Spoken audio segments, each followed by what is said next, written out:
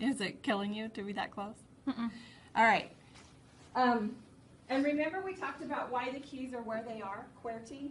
Because those old typewriters hit like this. And if the combination of keys that were together, close together a lot, sometimes would jam, so they moved them apart. So there's no super technical reason why the keys are in the order that they are, except for mechanical reasons. So teaching this class in the last few years, and before we cleaned out the lab and remodeled, I used to bring to class boxes of floppy disks. Did you guys use them? Okay. So do you remember how much information you could get on the last floppy disks that you used? 3.5. Yeah, the 3.5 inch floppy disks. Approximately 1.4 megabytes. They don't even flash drives replaced. That's minus the space that was used for, that's what I'm looking for, partition. Okay. It's approximately 1.4. 1.4 megabytes. Do you guys have cell phones with cameras on them? Do you have a clue how much space one picture takes? Probably that. More than that. Some more, some less. If you have an actual camera, the one picture is going to be larger than this. Your cell phone cameras could be smaller. It depends on how you've got things set. But I guess what I'm getting at is one floppy disk wouldn't even hold a day of your data now. Right? So I used to bring to class boxes of floppy disks, and I would have the students calculate how many floppy disks they would need to replace the storage on their pen drive. And we were only saying that they had a 2 gig pen drive.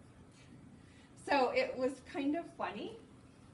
And here's a picture of the activity after they were done.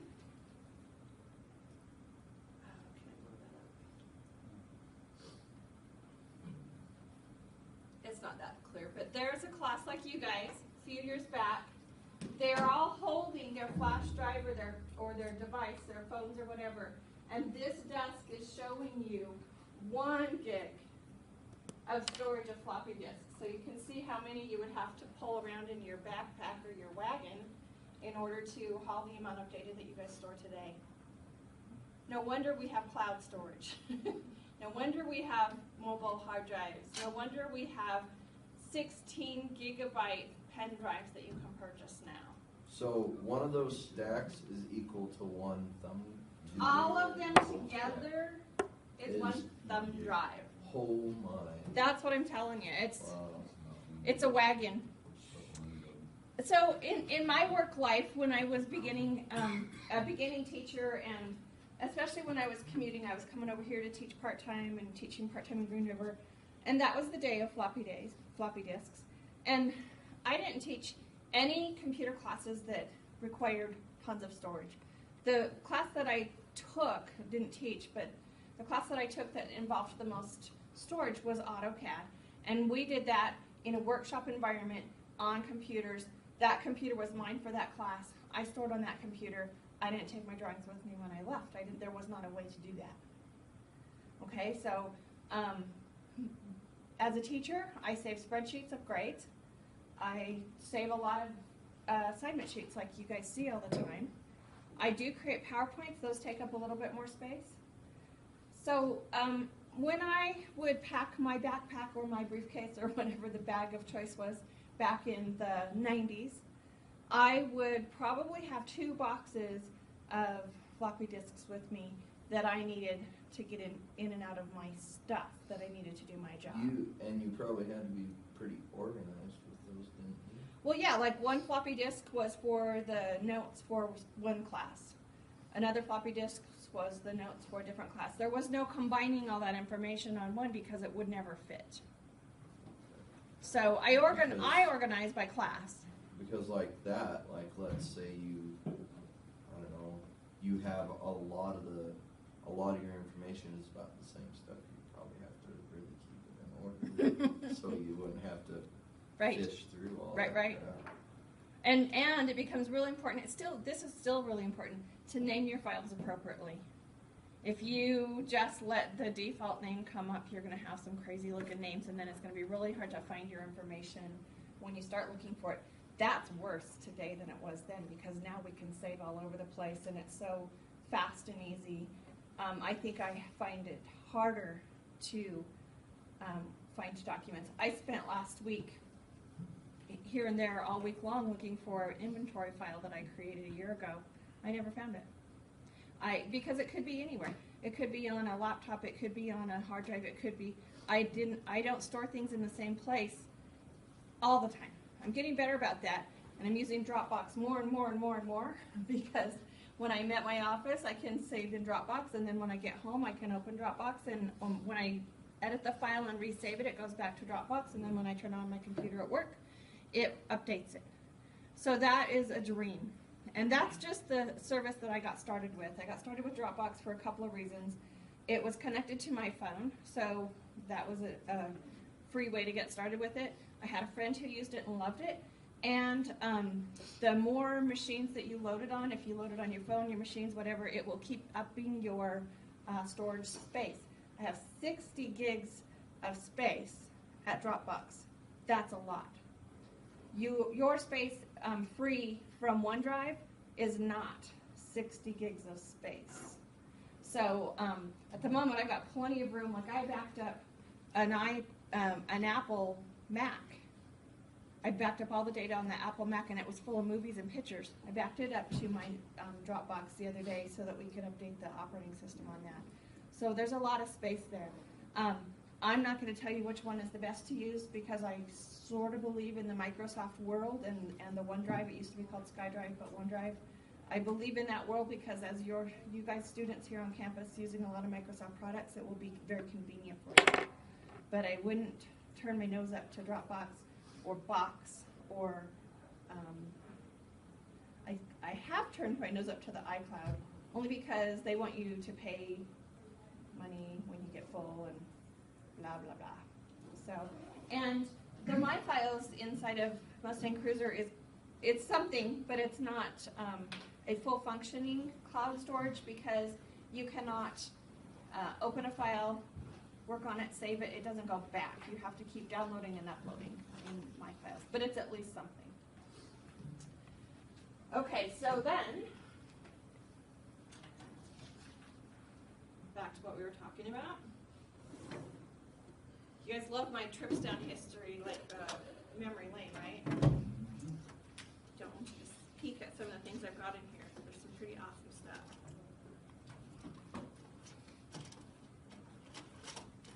So I want to show you, here's the floppy disks I'm talking about. I'm going to send around a few. Very special ones to me. You'll see why. Is that a 5-inch in there too?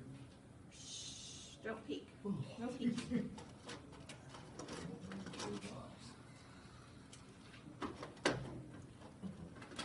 I can't find the one that was eaten by a dog. There it is. Okay. Yeah, that was a new one. Dog ate my homework. Look, really. Oh, and I want to get the insides. I'll just pass these around in a group. So these are the discs you're used to. They're called floppy, or you were used to. They're called floppy because of this. We probably used these up until about, I used them here when I came to work here, so that was in 2001. But very soon after that, we changed to different things, and pen drives came around. So early in the 2000s, we started to have pen drives or USB drives. Yeah. Yep.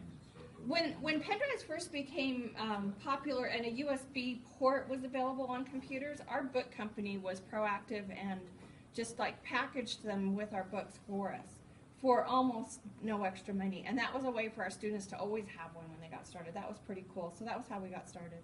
Anyway, this is why they're called floppy. They truly are floppy. They are put in a hard-ish case. And when I send this around, be sure to look at the one that the dog ate and the one that got left in a car window and totally melted it. So these were so volatile, a term that we'll talk about a little bit more, but so easily wrecked. So And was that left over a period of a long time or short? I think it was just a summer day. Yeah, so it doesn't take much to ruin these. Now this blue one is a little bit different. When you take a look at this, I want you to notice how much storage this one takes, and then let's see if it will end up with you, Shelby. Remind me to bring it back up after you guys have looked at it. So these held 1.44 megabytes each, about one picture today. This one was different, same size but different, and it held a different amount of storage. Can you see it on there? Mm-hmm. Okay.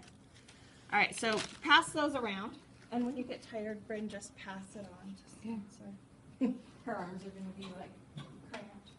I had breakfast. Oh yeah, that's right. You should. Okay. But if you have to itch your nose and write something down, you'll be in trouble. All right, so the beginning of time storage, floppy disks. We've had removable storage was there before hard drives. Hard drive used to be removable storage. Yeah, I'm trying to think of the first hard drive I used, and I think it was when I was at work in the late 80s on an IBM XT or AT, an IBM big monster machine. I think it was the first time that I had a use of a computer that had a hard drive. So some kind of floppy storage was what was holding your operating system. And also you would take that out and put in the program you were going to use, and then you would sometimes take that out and put in the disk that was going to be saving your work. So a long progression of that. So this was about 1984 when I used a computer that used floppy disks, 8-inch floppy disks. What? I know. That's a floppy disk? This is a floppy disk. Those were 5 inches. Man, double-handed. You know, and they bent really. This one's cracked, and that's because it's old too. But you had to be careful putting them in. They went into an upright drive. You had to be careful putting them in because they would bend a little bit. But look at the exposure of the data, because that magnetic disk in there is what's holding the data. And look at the exposure. There's a lot of exposed area that you could ruin that disk with. Did you wave a magnet over it or a wiper? It probably would have. And when we first started using floppy disks, I had students coming back to me one after another saying, it says it's empty, it says I need to format it. I mean, day after day I had this one lady coming back going, it's still not working. Well, then she plopped her purse on the counter, and she's like, again, it happened. And she grabs into her purse and she pulls out her cell phone and her floppy disk in one hand. I'm like, well, that's why. Because cell phones are powerful, especially the older ones were even more. Well, the newer ones are more, but as far as the electromagnetic field coming in and out of them, the old phones were really killers as far as that went. So she was just putting it in her purse in the same spot and erasing it every time she put it in. That's kind of ridiculous. So these were the floppy disks that I used. Remember the timeline that I showed you of my world? Started with color TV. Anyway, if you don't remember, I think I posted it online. It's awesome. The display writer was the first word processing machine I used, and these were the disks that went on that. So following that, you guys maybe remember 5 1/4 inch floppy disks. You don't remember them? See them on your teacher's desks? You could use them for crafts now. I don't have very many of these left. So these are floppy disks from years ago. The one says bad disk. That's something. So next in the progression of data storage, didn't last very long, but in our world here at the college, it was awesome. And we had these removable disks called zip disks. Did he go to the other door? Yeah, he's going the other way. So this is a zip disk, and you can see it doesn't look much different than the floppy disk, except for it's got a much harder plastic on the outside. The inside, though, works exactly the same, and the technology is about the same. It's fatter this way, so it would not go into a floppy disk drive. And computers came with these, not generally, so you had to order them that way. Or this was once we got into Windows XP, Windows XP world, we had the, well, even before Windows XP, Windows ME in 2000, yeah, we had the USB ports on our computers about then. So once we had a USB port, we had some more capabilities. So this is a portable zip drive. So we still do teach an access class on databases. And the files and amount of storage that we had in that class was kind of ridiculous. A student had to have a box of disks in order to manage the data storage in that class. So when we got a hold of these, it was a dream because one access class, one student could have one disk, but then they had to check out the drive to go with it. And if they wanted to go home and do their homework, they had to check it out overnight, which we let that happen because these were not expensive. The disks were about $10 each, so that was kind of expensive. But then in my world of being a teacher, now I didn't have to carry any boxes of disks anymore. Everything I did as a teacher could be on one of these. So you'll notice this storage on this zip disk is 250 megabytes, but they actually went up to 750 megabytes or 700 megabytes. That's quite a bit compared to those floppy disks. We're getting close to a gig on these. And for text storage and spreadsheets, not a problem. You were going to ask something. So over up until they went to the flash drivers, did they just keep getting thicker? This was as thick as it got because this was the last removable thing we were using. This was a very good tool, though, in the world of data storage, like in offices on this campus and for drafters and AutoCAD people, photographers. This was something. It didn't last very long, though, because of the technology that quickly came next, which was the removable storage and portable hard drives.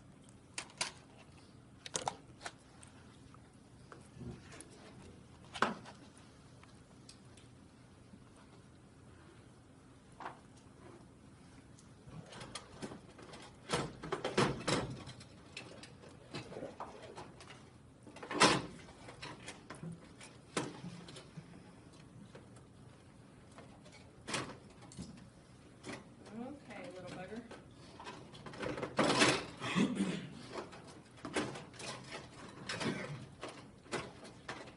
Oh no.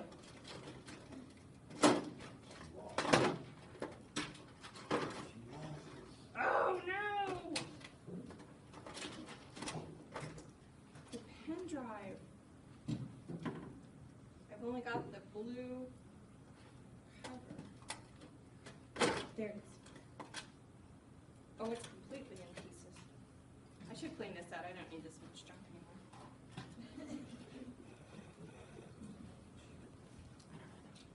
So sometimes computers were built with a USB port near the bottom of the system unit, and some of them still are. And if you are putting your system unit on the floor, here's a caution. This pen drive was wrecked by me. It was a student's pen drive, and it was wrecked by me because they had it stuck into the computer near the floor, and I walked by and I stepped on it. And then it bent it, and then sometimes they still work after you do that. So like this, could possibly still work. Here's the inside of a pen drive. And sometimes they still work, but this one didn't. Poor student, right? So the lesson for you guys there is if you have a system unit or if you're working in the lab, I think all of our USB ports are near the top of the machine, not the bottom of the machine now. But still, your knee or something could twist it off. Okay, so this storage device represented a whole different engineering marvel, I guess, in my mind. The way that the computer stored the information on this is completely different than the way it stored it on the floppy disks. You said magnets. You guys said magnets. So magnetically, the zeros and ones are stored on a floppy disk or a hard drive. But they're not magnetically stored on a flash drive.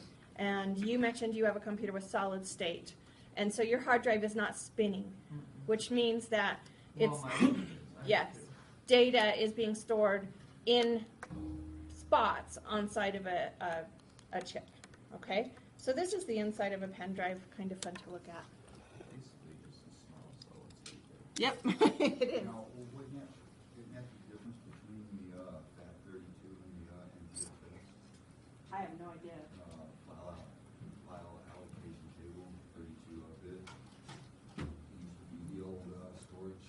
Right, so it's like the, technology filing system. so what Mike's talking about is the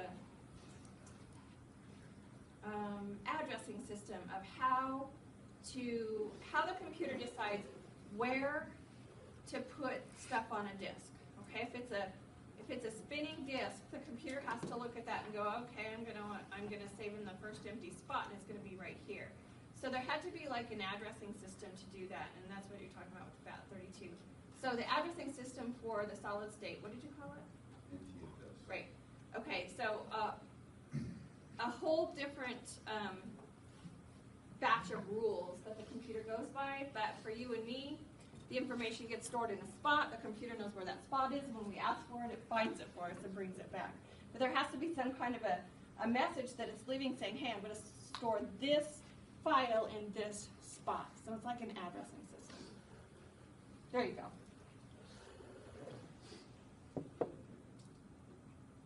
Okay, so just a little bit of information or clarification, because when you leave this class, you're going to know exactly the difference between memory and storage. Because some people will say, oh, I got a new computer and I have a 6 gig hard drive. And I'm thinking, you don't have a very good computer if you have a 6 gig hard drive. Or I got a new computer and I have 500 gigs of memory. Yeah, so memory is the smaller number, and memory is what's holding what you're doing while you're doing it. You turn on your computer and it goes through the motions and it loads up your operating system. The operating system's in memory, okay? Then you say, okay, I need to get onto the internet. It loads your browser and it loads your web page into memory. And then you want to work on your Excel homework and it loads your Excel into memory. And then you walk by the wall and kick the cord and everything turns off and your computer is empty. It has no more information in it that you were doing. And the only things that are protected are the things that were on the hard drive. Okay, but what you were doing while you were doing it gets turned off and goes away. Maybe protected by the computer who's saving recovery things all the time, but maybe not.